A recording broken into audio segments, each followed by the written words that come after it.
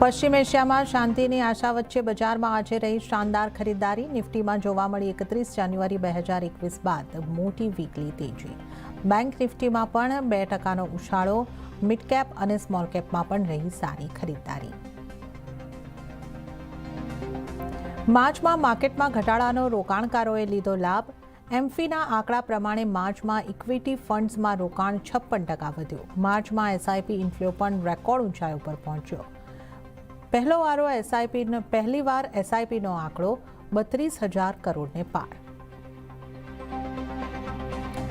ત્યારે ઈરાન યુદ્ધ ખતમ કરવા માટે આવતીકાલે ઇસ્લામાબાદમાં શરૂ થશે બેઠક, પરંતુ લેબનાનના મુદ્દા પર ફસાયો દાવ. ઈરાને લેબનાન પર હુમલો રોકવાની રાખી શરત. આજથી ટોલ પ્લાઝા પર કેશ બંધ. ફાસ્ટેગ થયું ફરજિયાત. ફાસ્ટેગ નહીં હશે તો આપવી પડશે 25%નો વધારાનો ટોલ.